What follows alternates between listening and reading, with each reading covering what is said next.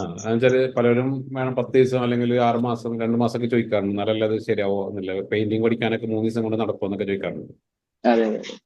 അല്ല, ബേസിക് അറിഞ്ഞാൽ പിന്നെ അതിന്റെ ഒരു അത് എങ്ങനെ അപ്ലൈ ചെയ്യണം എന്നുള്ളതല്ലേ. എനിക്ക് ബേസിക് അറിയാം, എന്തൊക്കെയാണ് ചെയ്യേണ്ടത്, എന്തൊക്കെയാണ് അതിന്റെ പ്രൊസീജിയർ എന്നുള്ളത് എനിക്കറിയാം. പക്ഷെ എനിക്ക് അതിൽ ഒരു കഴിവഴക്കല്ല. അപ്പൊ അതിന് 3 days ഇനഫ്.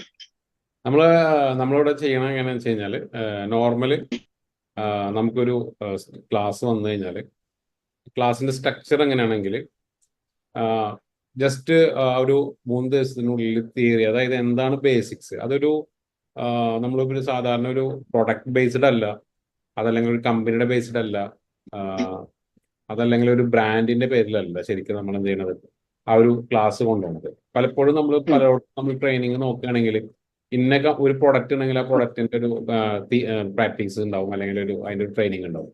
ഒരു കമ്പനി ഒരു പ്രൊഡക്റ്റ് ഇറക്കി കഴിഞ്ഞാൽ അതെങ്ങനെ ചെയ്യണം എന്നുള്ളൊരു ട്രെയിനിങ് ഉണ്ടാവും, അല്ലെങ്കിൽ ആ ഒരു കമ്പനി കൊടുക്കുന്ന ട്രെയിനിങ് ഉണ്ടാവും. ഇതൊക്കെ എന്ന് വെച്ച് കഴിഞ്ഞാൽ നമുക്ക് ഫുൾഫിൽ ചെയ്യാൻ പറ്റില്ല. ആ ഒരു പ്രൊഡക്റ്റ് നമുക്ക് എങ്ങനെ ഒരു സെയിൽ ചെയ്യാൻ പറ്റുക, നമ്മളത് റിപ്പീറ്റ് കസ്റ്റമർ ആവണം എന്നുള്ള രീതിയിലുള്ള ട്രെയിനിങ്ങുകളാണ് അവർ കൂടുതൽ യൂസ് ചെയ്യുക. നമുക്ക് അവിടെ ഒന്നും കിട്ടാന്നില്ലതല്ല, കിട്ടും നമുക്ക്. പക്ഷെ എന്താണെന്ന് വെച്ച് കഴിഞ്ഞാൽ അതൊരു പ്രൊഡക്റ്റിന്റെ അണ്ടറിലേക്ക് മാറിപ്പോകും. അവിടെ നിന്ന് ഒരു വ്യത്യസ്തമായിട്ട് നമ്മൾ ഡീറ്റെയിൽ അക്കാദമി എന്ന് പറയുന്നത് പ്യുവർ അതേ സ്കൂൾ, ഞാനിപ്പോ ഈ പറഞ്ഞ രീതിയിലുള്ള സ്ഥലത്തൊക്കെ പഠിച്ചും അവിടെ നിന്നൊക്കെ നമുക്ക് ഫീൽ ചെയ്ത പ്രശ്നങ്ങളാണ്. അതായത് നമ്മൾ ഒരു ബ്രാൻഡഡ് അണ്ടറിലൊക്കെ പോയി ഒരു ട്രെയിനിങ് എടുത്ത് കഴിയുമ്പോൾ ആ ബ്രാൻഡ് നമ്മൾ ചൂസ് ചെയ്യാൻ നോക്കും. അതാണ് ബെസ്റ്റ് എന്നുള്ള വിചാരത്തിലായിരിക്കും ഒക്കെ ചെയ്യാം. നമ്മളെ നിയർ ബൈ റേറ്റ് കുറഞ്ഞതുണ്ടാവും, കൂടിയതുണ്ടാവും. ഇതിലൊക്കെ നമുക്ക് ബെസ്റ്റ് ആയിട്ട് ചെയ്യാൻ പറ്റുന്ന സാധനങ്ങൾ നമുക്ക് കഴിയണം. അപ്പൊ നമുക്കൊരു കൺഫ്യൂഷൻസ് വരും. ഇന്ന സാധനം കഴിഞ്ഞാൽ അത് ഇത്ര കിട്ടില്ലല്ലോ എന്നൊക്കെ കൺഫ്യൂഷൻ. അപ്പൊ അതിനെ ഒഴിവാക്കിയിട്ട് പ്യുവറായിട്ട് നമ്മളൊരു സ്കൂളിൽ നിന്ന് പഠിച്ചിറങ്ങിയാൽ എങ്ങനെയാണ് ഒരു ബേസിക്, അപ്പൊ അല്ലാതെ നമുക്ക് യൂസ് ചെയ്യാൻ പറ്റും. ഏതുണ്ടായാലും അതിന്റെ എന്താണ് നമ്മൾ ചെക്ക് ചെയ്യേണ്ടത്, എവിടെയാണ് അതിന്റെ ക്വാളിറ്റി, എങ്ങനെയാണ് അതിന്റെ സ്റ്റെപ്പ് ബൈ സ്റ്റെപ്പ് ചെയ്യേണ്ടത്, അതെങ്ങനെയാണ് പ്രാക്ടീസ് ചെയ്യുമ്പോൾ ശ്രദ്ധിക്കേണ്ട കാര്യങ്ങൾ, ഡു ആൻഡ് ഡോൺസ് എന്താണ്. ഇത് കഴിഞ്ഞിട്ട് മാത്രമല്ല, ഇത് ഇവിടെ നിന്ന് കഴിഞ്ഞു കഴിഞ്ഞാൽ പിന്നെ അവിടെ നിന്നാണ് ശരിക്കും നമ്മളൊരു റിലേഷൻഷിപ്പ് സ്റ്റാർട്ട് ചെയ്യേണ്ടത്. റിലേഷൻഷിപ്പ് സ്റ്റാർട്ട് ചെയ്യുന്ന പറഞ്ഞു കഴിഞ്ഞാൽ നമ്മുടെ ഒരു ഈ ക്ലാസ് കഴിഞ്ഞ് കഴിഞ്ഞാൽ നിങ്ങൾ പ്രാക്ടിക്കലായിട്ട് ചെയ്യുമ്പോഴാണ്, അല്ലെങ്കിൽ നിങ്ങളെ ഫ്രണ്ടിൽ ഒരു ഫേസ് ചെയ്യുന്ന പ്രോബ്ലം വരുമ്പോഴാണ് നിങ്ങളാകെ പകച്ചു പോയ സമയത്ത്. അല്ലെങ്കിൽ ഇത് നമ്മൾ തിയറി കേട്ടോ അല്ലെങ്കിൽ ക്ലാസ് കേട്ട സാധനം ചിലപ്പോൾ മറന്നു പോവാം, അല്ലെങ്കിൽ പല കാര്യങ്ങളും നമുക്ക് ഓർമ്മയിൽ ഉണ്ടാവില്ല. അപ്പൊ അതിനെ സപ്പോർട്ട് നല്ലതാണ്. നമ്മൾ കൂടുതലായിട്ട് നമ്മൾ വീക്കിലി മീറ്റിംഗ്സുകൾ വരുന്നുണ്ട്, ഡൗട്ട്സ് ക്ലിയറിനുള്ള കമ്മ്യൂണിറ്റീസ് ഉണ്ട്, അതുപോലെ തന്നെ ക്വസ്റ്റ്യൻസ് പോലെ 1-to-1 ഡീറ്റെയിൽസ് ഉണ്ട്. ഇനി കുറച്ചും കൂടി ഇപ്പോൾ അതിന്റെ വർക്ക് നടന്നുകൊണ്ടിരിക്കുകയാണ്, ഡിജിറ്റൽ ക്ലാസ്സുകളുണ്ട്. അപ്പൊ ഈ രീതിയിലുള്ള സപ്പോർട്ട് എന്താണെന്ന് വെച്ച് കഴിഞ്ഞാൽ ഒരാളെ നമ്മൾ നെച്ചുർ ചെയ്ത് കൊണ്ടുപോകണം. അവിടെ നിർത്തലല്ല, പഠിച്ചു കഴിഞ്ഞ് പോയി അങ്ങനല്ല, നെച്ചുർ ചെയ്ത് കൊണ്ടുവരിക, അവർക്കുള്ള സപ്പോർട്ട് കൊടുക്കുക, അവരെ ഓട്ടോമേഷനിലേക്ക് കൊണ്ടുവരിക, അവരെയും നമ്മളും സക്സസ് ആവാന്നുള്ളതാണ്. അപ്പൊ നമ്മൾ കോഴ്സ് ഡിസൈൻ ചെയ്തിട്ടുള്ളത് ഈ 3 days 5 days 7 days 10 days maximum എല്ലാം കൂടി പഠിക്കുകയാണെങ്കിൽ 10 days ഒക്കെ നമുക്ക് എടുക്കുള്ളൂ. പക്ഷെ ഇത് ഒരൊറ്റ സ്കില്ലില്ലാത്ത ഒരാൾ വന്ന് പഠിച്ചാലും നമുക്ക് സ്കില്ലായിട്ട് നമുക്ക് പുറത്ത് ഇറങ്ങാൻ പറ്റും. അതായത് ഇവിടുന്ന് പുറത്തിറങ്ങുമ്പോൾ അവനക്ക് എവിടെയെങ്കിലും ഒരു ജോബിന് കയറാനോ അതല്ലെങ്കിൽ സ്വന്തമായിട്ട് ചെയ്യാനോ ഫിനാൻസ് ചെയ്യാനോ ഒക്കെ പറ്റും. പക്ഷെ നിങ്ങളിപ്പോ ഇങ്ങനെ ചോദിക്കണം, അങ്ങനെ പഠിച്ച ആൾക്ക് പ്രൊഫഷണൽ ചെയ്യുന്ന ആൾക്കാർ അത്ര ഇത് കിട്ടുമോ എന്ന് ചോദിച്ചു കഴിഞ്ഞാൽ കിട്ടില്ല. ഒരു ഡോക്ടർ ആവാൻ വേണ്ടി ഇത്ര കൊല്ലം പഠിക്കും, അത് കഴിഞ്ഞിട്ട് പ്രാക്ടീസ് ഉണ്ട്. ആ പ്രാക്ടീസ് കഴിഞ്ഞിട്ടാണ് ഒറ്റ സർജൻ ചെയ്യണമെന്നും കാര്യങ്ങളൊക്കെ ചെയ്യാം. അതേപോലെ നമ്മളിത് കറക്റ്റ് അറിഞ്ഞ് നമുക്കൊരു സർജറി ചെയ്യാനുള്ളൊരു ഓപ്ഷൻസ് ഒക്കെ നമ്മൾ മനസ്സിലാക്കിയിട്ടുണ്ടാവും. പക്ഷെ നിങ്ങൾക്കൊരു പ്രാക്ടീസ് മോഡ് നിങ്ങൾ സ്വന്തമായിട്ട് ചെയ്യുമ്പോഴാണ് നിങ്ങൾ എന്ത് ചെയ്യുക, അതിലേക്ക് നിങ്ങൾ കൂടുതൽ സ്കില്ല് വരും. പഠിച്ചു വെച്ച് നിങ്ങളിങ്ങനെ കൈയെട്ടിച്ച്, അത് ഉദാഹരണം പറഞ്ഞു കഴിഞ്ഞാൽ ഡ്രൈവിംഗ് പഠിച്ചു, നമ്മൾ വണ്ടി തൊടുകയില്ല, അങ്ങനെ പറഞ്ഞു കഴിഞ്ഞാൽ സൂപ്പർ ഡ്രൈവർ ആവും. അതേപോലെ തന്നെയാണ് നമ്മളെ ഈ കോഴ്സ്, ഇതൊക്കെ പ്രാക്ടിക്കൽ ചെയ്യേണ്ട ഒരു സംഭവമാണ്. അപ്പൊ അത് നിങ്ങൾ പ്രാക്ടിക്കൽ ചെയ്യുമ്പോഴാണ് നിങ്ങൾക്ക്, അപ്പൊ ആ പ്രാക്ടിക്കൽ ചെയ്യുന്ന സമയത്ത് ഗൈഡൻസ് എന്നുള്ളൊരു സംഭവത്തിന്റെ അതിന്റെ A to Z ലെവലിൽ നമ്മൾ കൊടുക്കുന്നുണ്ട് പ്രൊട്ടക്ഷൻ. ഇവിടെ നാട്ടിൽ വരുമ്പോൾ അല്ലെങ്കിൽ ഒരു നിങ്ങൾക്കാണെങ്കിൽ ഫ്രീ ക്ലാസ് അല്ലെങ്കിൽ ഇതുപോലെ ഓൺലൈൻ ആയിട്ടുള്ള പ്രോബ്ലം സോൾവിങ് അങ്ങനത്തെ കാര്യങ്ങളൊക്കെ അതിന്റെ ഓട്ടോമേഷൻസ് കാര്യങ്ങളൊക്കെ നമ്മൾ ചെയ്തിട്ടുണ്ട്. അപ്പൊ അതുകൊണ്ട് തന്നെ ഒരു ആഫ്റ്റർ സപ്പോർട്ടാണ് നമ്മൾ കൂടുതൽ നോക്കുന്നത്. മനസ്സിലായല്ലേ? കോഴ്സിന്റെ ഓരോന്നോരോന്ന് എടുത്ത് പറയണമെങ്കിൽ ഞാൻ ഡീറ്റെയിൽ അയച്ചിട്ടുണ്ട്. ഒരു കോഴ്സിന്റെ അണ്ടറിൽ വരുന്നത് എന്താണ്. ഇപ്പൊ പെയിന്റിങ്ങിന്റെ ആണ് നിങ്ങൾ പറഞ്ഞിട്ടാണെങ്കിൽ പെയിന്റിങ് സ്റ്റാർട്ട് ചെയ്യണത് തന്നെ വെച്ചാൽ പെയിന്റ് എന്താണ്, ക്ലിയർ കോട്ട് എന്താണ്, പെയിന്റ് ടെക്നോളജി എന്താണ്, എന്തിനാണ് പെയിന്റിൽ അടങ്ങിയിട്ടുള്ള പിഗ്മെന്റ്സ് അങ്ങനത്തെ കാര്യങ്ങളൊക്കെ എന്താണ്, എങ്ങനെയാണ് അത് നോക്കേണ്ടത്, ഓരോ ലെയർ ടു ലെയർ എന്താണ് ചെയ്യേണ്ടത്, സ്റ്റെപ്പ് ബൈ സ്റ്റെപ്പ് സാൻഡ് ചെയ്യണം. അതായത് വണ്ടി ചിപ്പിങ് മുതൽ സ്ട്രിപ്പിങ് മുതൽ തുടങ്ങുകയാണെങ്കിൽ ക്ലിയർ കോട്ട് വരെ. അത് ക്ലിയർ കോട്ട് വരെ ചെയ്യുമ്പോൾ ഓരോ സ്റ്റെപ്പിനും ഓരോ ഡിഫറെന്റ് ടൈപ്സ് ഓഫ് സാൻഡിങ് നമ്മൾ യൂസ് ചെയ്യുന്നുണ്ട്. അതെ അതെ അതെ. ആ സാൻഡിങ്ങിന്റെ ഡിസ്കിൽ ടൈപ്പ് ഉണ്ട്, അതുപോലെ തന്നെ നമുക്ക് വരുന്ന നോർമൽ ഫയൽ ടൈപ്പ് ഉണ്ട് നമുക്ക്. അപ്പോൾ ഫയൽ യൂസ് ചെയ്യണം, ഡിസ്ക് അവിടെ യൂസ് ചെയ്യണം. ഇതും ഏറ്റവും ലേറ്റസ്റ്റ് ടെക്നോളജിയിൽ നമ്മൾ ഡ്രൈ സാൻഡിങ്ങിൽ കൂടെയാണ് പഠിപ്പിക്കുന്നത്. പണ്ട് വെറ്റ് സാൻഡിങ് ചെയ്യുമ്പോൾ നമുക്ക് വെച്ചാൽ കുറെ അതിലൊരു ലിമിറ്റേഷൻ ഉണ്ട്. ഇപ്പൊ വെറ്റ് സാൻഡിങ് ഏറ്റവും ആവശ്യം വരെ 1K പുട്ടിയൊക്കെ ഇടുമ്പോഴാണ് വെറ്റ് സാൻഡിങ് ചെയ്യുക. അതുപോലെ തന്നെ ഒരു ചെറിയ ഏരിയയിലൊക്കെ നമുക്ക് പോയിന്റ് ഔട്ട് ചെയ്ത് എടുക്കണമെങ്കിൽ wet sand is okay. But നമുക്കൊരു ലാർജ് ഏരിയസ് ഒക്കെ നമുക്ക് ചെയ്യണമെങ്കിൽ ഇന്ന് ഏറ്റവും ബെസ്റ്റ് ലെവലിൽ നമുക്ക് നല്ലൊരു സ്മൂത്ത് ലെവൽ കിട്ടണമെങ്കിൽ വെറ്റ് സാൻഡ് മാറി ഡ്രൈ സാൻഡിലേക്ക് ആൾക്കാർ മാറി തുടങ്ങി. അപ്പൊ ആ ഡ്രൈ സാൻഡിങ് നമ്മളിവിടുന്ന് കറക്റ്റ് ആയിട്ട് പഠിപ്പിക്കുന്നുണ്ട്. അത് മെഷീനും നോർമൽ മെഷീൻ അല്ലാത്ത രീതിയിൽ മാനുവലായിട്ടും എല്ലാ രീതിയിലും നമ്മളത് പഠിപ്പിച്ച് ഹാൻഡ്സ് ഓൺ പ്രാക്ടീസ് ചെയ്യിപ്പിച്ചിട്ട്, അതായത് ഒരു പാനൽ നിങ്ങളെ കയ്യിൽ തന്ന് അത് ഡെൻഡാക്കി, പിന്നെ നമുക്ക് സാധാരണ വരാൻ പോളിസ്റ്റർ പുട്ടി ഉണ്ട്, നോർമൽ പുട്ടി ഉണ്ട്, പുട്ടി ഉണ്ട്, അതുപോലെ ബോഡി ഫില്ലർ ഒക്കെ ഉണ്ട്. അപ്പൊ ഇത് മാർക്കറ്റിലുണ്ട്. ഒരാൾക്ക് ആകെ ചോദിച്ചു കഴിഞ്ഞാൽ പുട്ടി അല്ലെങ്കിൽ അങ്ങനെ അറിയുള്ളൂ, ബോഡി ഫില്ലർ എന്ന് മാത്രം. എന്താണ് പോളിസ്റ്റർ അറിയില്ല. ഇവൻ ഇപ്പൊ ഉദാഹരണം പറഞ്ഞു കഴിഞ്ഞാല് യൂസ് ചെയ്യണ പുട്ടിയല്ല ഗൾഫിൽ യൂസ് ചെയ്യണ പുട്ടി, അവിടെ ഫൈബർ പുട്ടി ഇടണം. അവിടെ കാലാവസ്ഥ അനുസരിച്ച് വ്യത്യാസമുണ്ട്. അവിടെ ക്രാക്ക് വരാൻ സാധ്യതയുണ്ട്. ഇവിടുത്തെ പുട്ടിട്ട് അവിടെ പോയിട്ട് കഴിഞ്ഞാൽ അത് ശരിയാവില്ല. അപ്പൊ ഈ അറിവ് കിട്ടണമെങ്കിൽ ഇത് കറക്റ്റ് ആയിട്ടുള്ള ഒരു സ്ഥലത്ത് നിന്ന് അതിന്റെ 1 by 1 നമ്മൾ പഠിച്ചു പോകണം. അല്ലാണ്ട് നമ്മളൊരു യൂട്യൂബ് കാണുമ്പോൾ എന്താ പ്രശ്നം വെച്ചാൽ നമുക്ക് അറിവുള്ളവനാണെങ്കിൽ നമുക്ക് ക്യാച്ച് ചെയ്യാൻ ഈസിയാണ്. പക്ഷെ ഈ യൂട്യൂബ് എടുക്കുന്ന വെച്ചാല് ഇതൊരു ശിഖരം പോലെയാണ്, മരത്തില് നമ്മൾ മാങ്ങ നിൽക്കണ പോലെയാണ്, പല സ്ഥലത്തേക്കാണ് നിൽക്കേണ്ടത്. അപ്പൊ അന്ന് ഇതെങ്ങനെ കോർത്തിണക്കാൻ പറ്റില്ല. ഒരു മുത്തുമണികളെ പോലെ നമുക്ക് ഇത് കോർത്തിണക്കി എടുക്കാൻ പറ്റില്ല. അപ്പൊ ഒരു ക്ലാസ് എന്ന് പറയുന്നത്, ട്രെയിനിങ് എന്ന് പറയുന്നത് അത് അടക്കി വെച്ചിട്ട് കൊണ്ടുപോകണം ആ സാധനം കൊണ്ട് കഴിഞ്ഞാൽ ഇത് സ്റ്റെപ്പ് ബൈ സ്റ്റെപ്പ് ഇതാണ് ശരിക്കും നമ്മൾ ട്രെയിനിങ് കൊടുക്കുന്നത്. അപ്പോൾ അത് കഴിഞ്ഞാൽ പിന്നെ എങ്ങനെ ഡിഗ്രീസ് ചെയ്യണം, എങ്ങനെ ക്ലിയർ ചെയ്യണം, അത് കഴിഞ്ഞിട്ട് എങ്ങനെയാണ് ഗണ്ണ് യൂസ് ചെയ്യണം, ഗണ്ണിന്റെ പ്രോപ്പർട്ടീസുകൾ എന്താണ്, ഏതൊക്കെ ടൈപ്പ് ഗണ്ണുകൾ യൂസ് ചെയ്യണം, നോസിൽസ് യൂസ് ചെയ്യണം. ആ വെറൈറ്റി ഓഫ് ഗണ്ണ് നമുക്കിപ്പോ ഇന്ന് HVLP എന്നൊക്കെ പോലുള്ള ഗണ്ണുകളുണ്ട്, അതുപോലെ തന്നെ സെക്ഷൻ ടൈപ്പ് ഉണ്ട്, അതുപോലെ പല ടൈപ്സ് ഓഫ് ഗണ്ണ് ഉണ്ട്. അതിൽ ഏതാണ് നമുക്ക് യൂസ് ചെയ്യേണ്ടത്, ഏറ്റവും ബെസ്റ്റ് ഏതാണ്, ആ ഗണ്ണ് യൂസ് ചെയ്യുമ്പോൾ ശ്രദ്ധിക്കേണ്ട നോസിൽസ്, അതിന്റെ മെയിൻ്റെനൻസ് എങ്ങനെയാണ്. അപ്പോ പ്രൈമറി യൂസ് ചെയ്യണ ഗണ്ണ് ഏതാണ്, അതുപോലെ തന്നെ ക്ലിയർ അടിക്കണ, പെയിന്റ് അടിക്കണ, ബേസ് കോട്ട് അടിക്കണ ഗണ്ണ് എങ്ങനെയാണ്, അപ്പൊ അതിന്റെ നമ്പർ എങ്ങനെയാണ്, അതുപോലെ തന്നെ എത്രയില് നമുക്ക് പീരിയഡ് അഡ്ജസ്റ്റ് ചെയ്യണം, അതിനൊരു അളവുണ്ട്. പിന്നെ റെഗുലേറ്റർ ഉണ്ട്. പിന്നെ ഈ തമ്മിൽ തന്നെ ഈ പുട്ടിയും ഒക്കെ മിക്സ് ചെയ്യുമ്പോൾ അതിനൊരു അളവുണ്ട്, റേഷ്യോസ് ഉണ്ട്. 2:1, 4:1 റേഷ്യോസ് ഉണ്ട് പെയിന്റിലേക്ക് വരുമ്പോൾ. ഇപ്പൊ നേരത്തെ പറഞ്ഞ പുട്ടിയും 1K പുട്ടിയും ഇത് ഏത് ലെവൽ ഓഫ് ഡെന്റിങ്ങിനാണ് ഇടേണ്ടത്, ആ ഒരു ഐഡിയ മനസ്സിലാക്കി നമ്മൾ അത് ക്രാക്ക് വരാൻ സാധ്യത കൂടില്ല, അല്ലെങ്കിൽ നമുക്ക് അതിന്റെ പെയിന്റിങ്ങിന് പ്രോബ്ലം വരാൻ സാധ്യത കൂടില്ല. അപ്പോ അവിടുന്ന് അത് തുടങ്ങി ആ ഒരു പെയിന്റിങ്ങിന്റെ നമ്മൾ പ്രാക്ടീസ് ചെയ്യും, ഗണ്ണ് പ്രാക്ടീസ് ചെയ്യും. അപ്പൊ ക്ലിയർ പ്രാക്ടീസ് ചെയ്ത്, പ്രൈമർ പ്രാക്ടീസ് ചെയ്ത്, പ്രൈമറിന്റെ മേലക്ക് നമ്മൾ അടിച്ചിട്ട് അത് ഡിഗ്രീസ് ചെയ്യണം പ്രാക്ടീസ് ചെയ്ത്, അത് കഴിഞ്ഞിട്ട് അത് സാൻഡ് ചെയ്യണം. വീണ്ടും എത്രത്തിന്റെ പേപ്പറാണ് നമ്മൾ സെറ്റ് ചെയ്യേണ്ടത്, ആ സാൻഡിങ് പേപ്പർ ഏതാണ് യൂസ് ചെയ്യേണ്ടത്, അതും ഫെദർ എഡ്ജ് എങ്ങനെ ചെയ്യണം. ഫെദർ എഡ്ജ് ചെയ്യാൻ പറ്റിയില്ലെങ്കിൽ ഭയങ്കര പ്രശ്നമാണ്. അപ്പൊ ഫെദർ എഡ്ജ് എങ്ങനെയാണ്, റിവേഴ്സ് മാസ്കിങ് എന്താണ്, റിവേഴ്സ് മാസ്കിങ് പലർക്കും അറിയില്ല എന്താന്നുള്ളത്. അത് എവിടെയാണ് യൂസ് ചെയ്യേണ്ടത് റിവേഴ്സ് മാസ്കിങ് ഇല്ലാത്തതിന്റെ പ്രോബ്ലം എന്താ ഉണ്ടാവുക.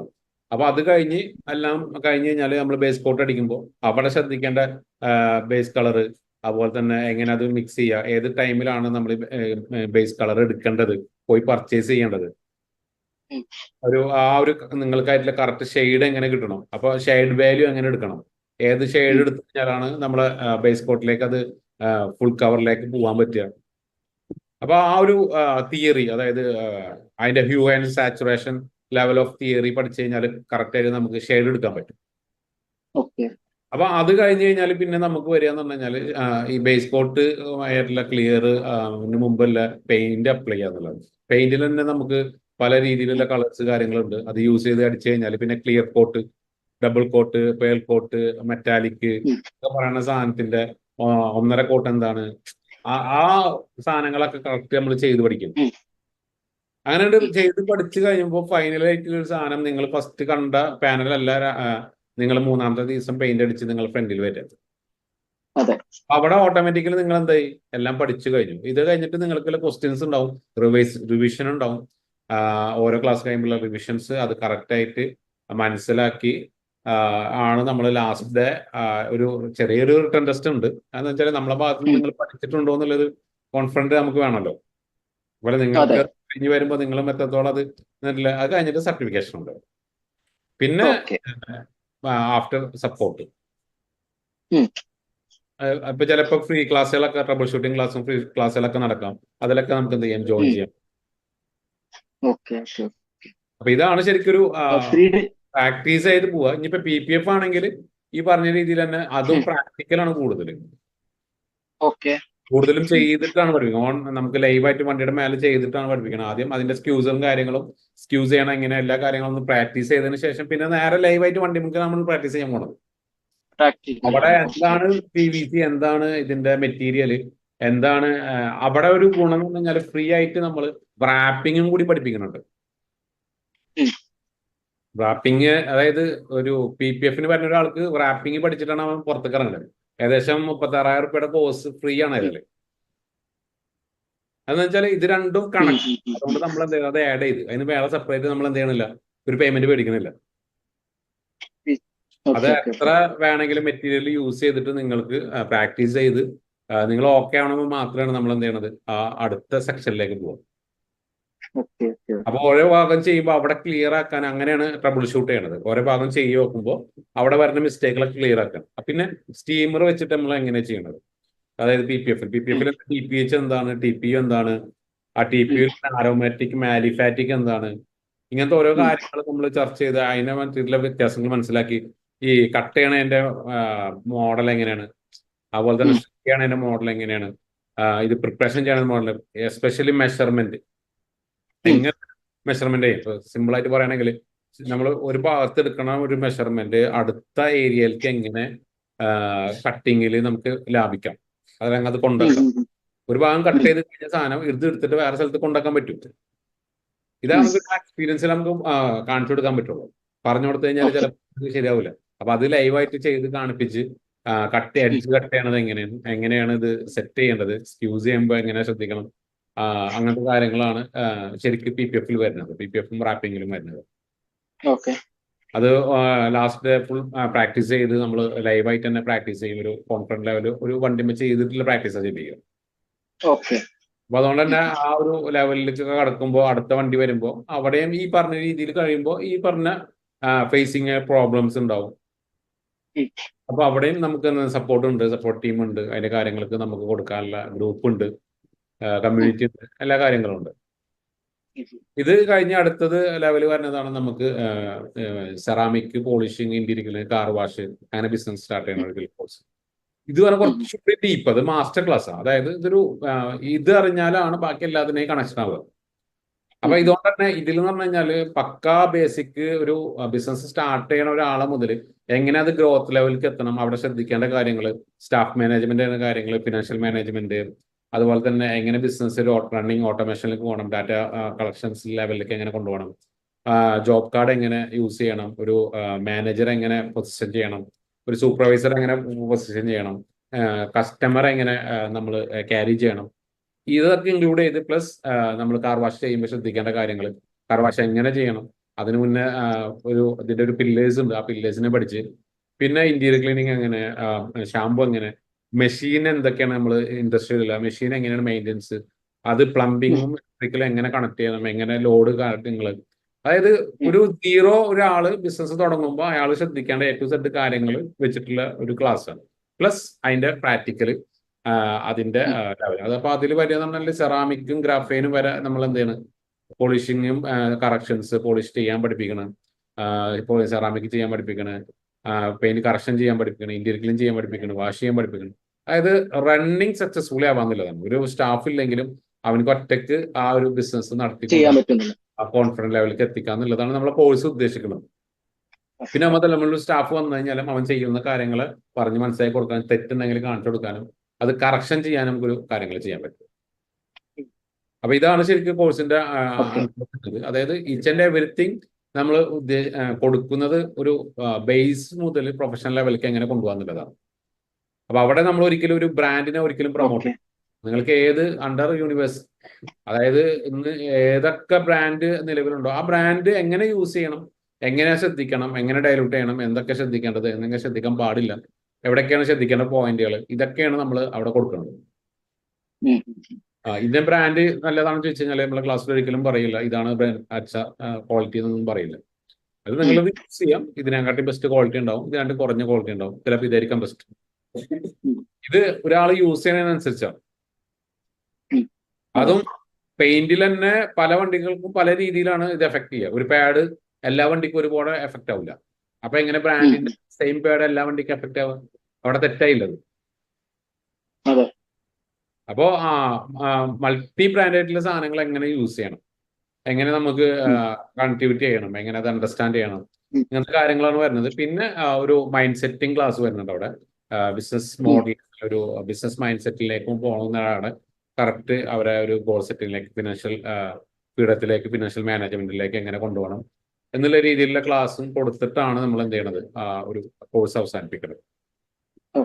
പിന്നെ ഇതിന്റെ ബാക്ക് സപ്പോർട്ടായിട്ട് നമ്മളെ community, personal group, personal interaction, ഇനി വരാൻ പോകുന്ന നമ്മളെ ഓൺലൈൻ ക്ലാസ്സുകൾ, അങ്ങനത്തെ കാര്യങ്ങൾ നമുക്ക് കൂടുതൽ എന്ത് ചെയ്യും, ഒരു അടിത്തറ ഉണ്ടാവും. ഇതിന്റെ ഉള്ളിൽ, ആ കമ്മ്യൂണിറ്റിയുടെ ഉള്ളിൽ എന്താണെന്ന് വെച്ച് കഴിഞ്ഞാൽ ഷെയറിംഗ് ആണ്. ഒരു ക്വസ്റ്റ്യൻസ് വന്ന കമ്മ്യൂണിറ്റി ഉള്ളിലാണ് ചോദിക്കുക. അപ്പൊ അവിടെ എല്ലാവരും ഇപ്പൊ ഒരു ജസ്റ്റ് ഒരു എക്സാമ്പിൾ, ഇപ്പൊ ഞാനൊരു ഷോപ്പ് സ്റ്റാർട്ട് ചെയ്യാൻ പോകുന്നു, എനിക്ക് ഏത് ടൈപ്പ് ഓഫ് ടൈൽസ് വേണം. ഗ്രൂപ്പിന്റെ ഉള്ളിൽ ഒരാള്, എടാ ഞാൻ ഈ ടൈൽസ് ആണ് യൂസ് ചെയ്തത്, ഇത്ര രൂപയാണ് വരുന്നത്, അവിടെ നിന്ന് പർച്ചേസ് ചെയ്യാം. മറ്റാൾ പറയണ ഓക്കെ എനിക്ക് മറ്റേ സൈൻ ബോർഡിന്റെ ആ സാധനം, ലെറ്റർ കാര്യങ്ങളൊക്കെ ചെയ്യണത് എവിടെ ഒന്നും അറിയില്ല. അങ്ങനെ എടാ ഞാനിപ്പോ ലാസ്റ്റ് ചെയ്തിട്ടുണ്ട്, അത് ഇത്രയും കൊട്ടേഷൻ വന്നിട്ടില്ല, ഇതാളെ നമ്പർ ഇതാണ്. നമുക്ക് PPF-ന്റെ ഒരാൾക്ക് ആളില്ലടാ, അതല്ലെങ്കിൽ ഒരു സ്റ്റാഫിന്റെ കൊണ്ടുവരണം, ഒരു സ്റ്റാഫിന്റെ ഒരു എൻക്വയറി ഇങ്ങനെ വന്നിട്ടുണ്ടായിരുന്നു, ഞാൻ നോക്കട്ടെ അയാളെ നമ്പർ. ഓക്കെ, ഇതൊക്കെ ഗ്രൂപ്പിൽ ചർച്ച ചെയ്യണ നടന്നുകൊണ്ടിരിക്കുന്ന സംഭവങ്ങളാണ്, നമ്മൾ കൊടുത്തോണ്ടിരിക്കുന്ന സംഭവം. അപ്പൊ ഇവിടെ എന്താ വെച്ച് കഴിഞ്ഞാൽ അങ്ങോട്ടും ഇങ്ങോട്ടും ഒരു ഗ്രൂപ്പീസ് ഉണ്ടാക്കാണ്ട്, അതായത് എപ്പോഴും അറിയാലോ നമ്മളെ പോലത്തെ ഒരു ഷോപ്പ് അപ്പുറത്തുണ്ടെങ്കിൽ ആദ്യം അവനായിരിക്കും ഏറ്റവും ആദ്യം വെറുക്കുക.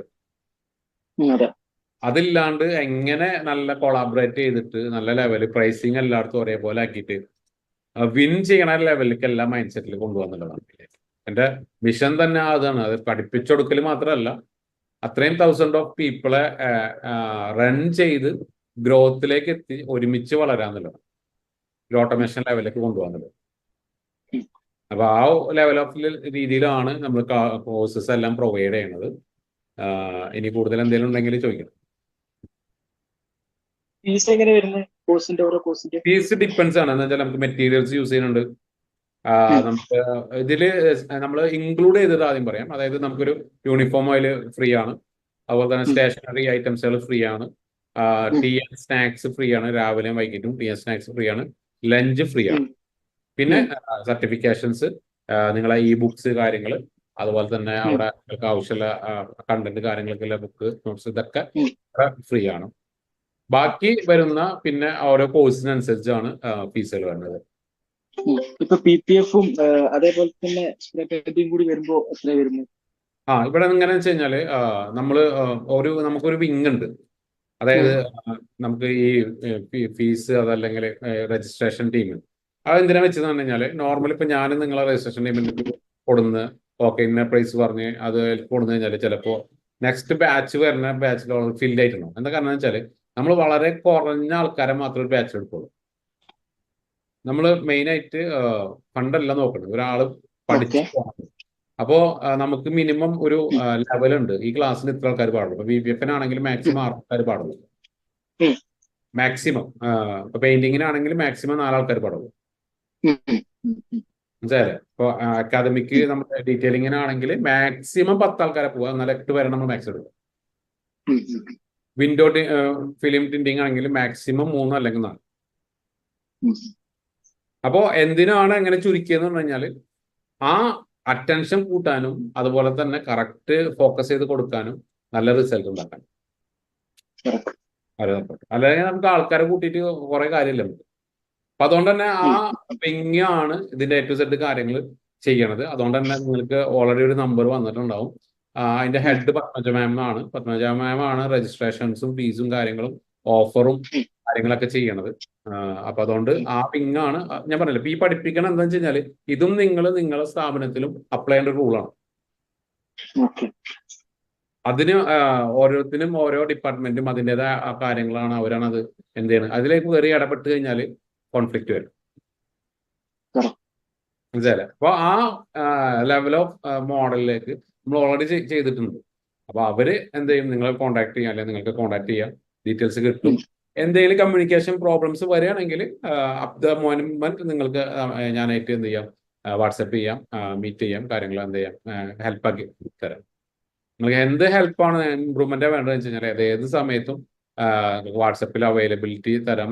ഞാൻ ചിലപ്പോൾ ആ സമയത്ത് നോക്കാൻ പറ്റും, ചിലപ്പോൾ ക്ലാസ്സിലായിരിക്കാം, അല്ലെങ്കിൽ നിങ്ങളെ പോലത്തെ മീറ്റിങ്ങിലായിരിക്കാം, അല്ലെങ്കിൽ എൻ്റെ പേഴ്സണൽ എന്തെങ്കിലും ആയിരിക്കും. പക്ഷെ വൈകിട്ടെങ്ങാനും ഞാൻ എന്ത് ചെയ്യും, അത് റിപ്ലൈ തരുന്നു. അതല്ല എൻ്റെ സ്ലോട്ട് ഉണ്ട്, ഞാൻ നേരത്തെ പറഞ്ഞ പോലെ ഇതുപോലെ 1 to 1 ഇരിക്കാനുള്ള ഫ്രീ സ്ലോട്ട് ഉണ്ട്.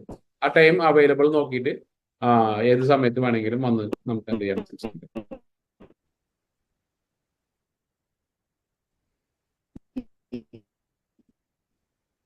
ഹലോ,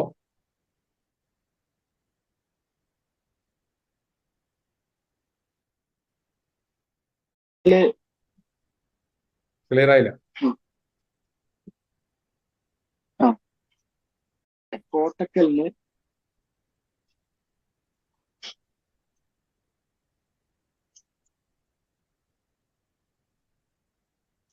എത്ര ഹവറാണ് ക്ലാസ് ഉണ്ടാവുക? നമുക്ക് ക്ലാസ് ടൈം വരുന്നത് ഫസ്റ്റ് ഡേ ആണെങ്കിൽ 9:00 നമുക്ക് ഇവിടെ രജിസ്ട്രേഷൻ ടൈം സ്റ്റാർട്ട് ചെയ്യും. ഏകദേശം എല്ലാവരും യാത്രയിലൊക്കെ ആകുമ്പോൾ ഒരു 10:30 നമ്മൾ ഫസ്റ്റ് ഡേ സ്റ്റാർട്ട് ആവും. അത് കഴിഞ്ഞിട്ട് ഒരു 1-2 മണിക്കിടയിൽ ഒരു ലഞ്ച് ബ്രേക്ക് വരും. ഒരു 1 hour ലഞ്ച് ബ്രേക്ക് ഉണ്ടാവും. നിയർ ബൈ തന്നെയാണ് കൊടുത്തിട്ടുള്ളത്. അപ്പോൾ ആ ഒരു ടൈമിൽ ഗ്യാപ്പ് ഉണ്ടാവും. അത് കഴിഞ്ഞിട്ട് ഒരു 5:30 വരെയാണ് നോർമൽ നമ്മളെ ടൈം ഷെഡ്യൂൾ വരുന്നത്, 10 മണി മുതൽ 5:30 വരെ. പക്ഷെ പലപ്പോഴും നമ്മൾ ഡിസ്കഷൻ അതുപോലെ തന്നെ ഓരോരുത്തർക്ക് കൂടുതൽ ചെയ്യണം എന്നൊക്കെ പറയുമ്പോൾ ഇവിടെ 7 മണി വരെ പോകാറുണ്ട്. പക്ഷെ അവിടെ നിന്ന് നമ്മൾ എന്ത് ചെയ്യില്ല, ആ ഒരു റെസ്ട്രിക്ഷൻ മാറ്റി വെക്കും. എന്താണെന്ന് വെച്ചാൽ നമ്മൾ കൊടുക്കേണ്ട ആ ഒരു വാല്യൂ നിങ്ങൾക്ക് കിട്ടണം എന്നുള്ള രീതിയിലാണ് ആ ടൈം വെച്ചത്. അല്ലെങ്കിൽ ഇന്ന ടൈമിൽ നമ്മൾ ഓക്കെ മതിയായി നിർത്തിക്കോ എന്നുള്ള രീതിയിൽ പറയാറില്ല. നിങ്ങൾക്ക് നമ്മളോട് 7 മണി വരെ ഉണ്ടാവും. അത്രത്തോളം സമയം നിങ്ങൾക്ക് നമ്മളെ യൂട്ടിലൈസ് ചെയ്യാം. നിങ്ങൾ മുടക്കുന്ന മുതൽ മുടക്കിന് നിങ്ങൾക്ക് യൂസ് ചെയ്യാം. പിന്നെ എന്താണെന്ന് വെച്ച് കഴിഞ്ഞാൽ ഇതിന്റെ ഗുണം എന്ന് പറഞ്ഞു കഴിഞ്ഞാൽ നിങ്ങൾ ഇവിടുന്ന് പഠിച്ച് ഇറങ്ങുമ്പോൾ പലപ്പോഴും ഒരു ഗുണം, നമ്മളിപ്പോൾ ഒരു ഫീസ് പറയുമ്പോൾ അയ്യോ ഈ ഫീസിന് നമുക്കത് എടുക്കാൻ പറ്റുമോ അല്ലെങ്കിൽ ചെയ്യാൻ പറ്റുമോ എന്നുള്ളതൊക്കെ ഉണ്ട്. ഇവിടെ സിമ്പിളായി ചിന്തിക്കുന്നത്രേ ഉള്ളൂ. നമ്മൾ ഈ പഠിച്ച സാധനം അല്ലെങ്കിൽ ഈ പഠിച്ച ഒരു അറിവ് വെച്ചിട്ട് നമ്മൾ ഒരു വാഹനം ചെയ്താൽ മതി, അല്ലെങ്കിൽ ഒരു മാസത്തെ അല്ലെങ്കിൽ ഒരാഴ്ചത്തെ ഒരു വർക്ക് ചെയ്താൽ മതി. നിങ്ങൾ ആ ഫണ്ട് റിട്ടേൺ വന്നിട്ടുണ്ടാവും നിങ്ങളുടെ കയ്യിൽ. അതാ പഠിച്ചോണ്ട്. അത് മാത്രമല്ല സപ്പോർട്ട്, അതിന് കൂടുതൽ കിട്ടുന്ന കാര്യങ്ങൾ, അതിന് ശേഷം കിട്ടുന്ന കാര്യങ്ങൾ, ഈ അറിവിൽ ഉണ്ടാവുന്ന പെർഫെക്ഷൻസ്, ഇതെല്ലാമാണ് അതിന്റെ വാല്യൂസ് എന്ന് പറയുന്നത്. ഓക്കെ. പിന്നെ ഒരു കാര്യം എന്താ വെച്ചാൽ എനിക്ക് ഈ മന്ത് ലാസ്റ്റ് തിരിച്ചു പോകണം. അപ്പൊ അതിന്റെ ഉള്ളിൽ ഇത് പഠിക്കാൻ പറ്റുമെന്നുള്ളതാണ്. ഞാൻ പറഞ്ഞില്ല, ഷെഡ്യൂൾ എല്ലാം നമ്മൾ ആ ഡിപ്പാർട്ട്മെന്റ് ഉണ്ട് ഓൾറെഡി. നമുക്ക് ഞാൻ പറഞ്ഞില്ല മാക്സിമം ഒരു 10 days മതി എല്ലാ കോഴ്സും അറ്റൻഡ് ചെയ്യാൻ. പക്ഷെ ഡേയ്സ് ആക്കി വെക്കണ കാരണം ചിലപ്പോ ചേഞ്ച് ആവാം. അപ്പൊ എങ്ങനെ വേണമെന്നുള്ളത് അവരായിട്ട് ഡിസ്കസ് ചെയ്ത് കഴിഞ്ഞാൽ അവർ അതിനനുസരിച്ചിട്ടുള്ള ഒരു നല്ലൊരു ടൈം പാക്കേജ് തരും. ഓക്കെ. പത്മജ മാമിനാണോ ഞാൻ അതിനെ കോൺടാക്ട് ചെയ്യേണ്ടത്? അതെ അതെ അതെ. അത്രേ ഉള്ളൂ. ബാക്കി എന്തെങ്കിലും അതിന്റെ ഇൻ ബിറ്റ്വീൻ എന്തെങ്കിലും വരികയാണെന്നുണ്ടെങ്കിൽ സംസാരിക്കാം. ഇൻഷാല്ലാ. അപ്പൊ ഓക്കെ. അപ്പൊ എന്താ ചെയ്യാം, എന്തെങ്കിലും ഡൗട്ട്സ് ഉണ്ടെങ്കിൽ ഏത് സമയത്തും വേണമെങ്കിൽ കോൺടാക്ട് ചെയ്യാം. ഞാൻ ടെക്സ്റ്റ് ചെയ്യാം. Okay, thank you.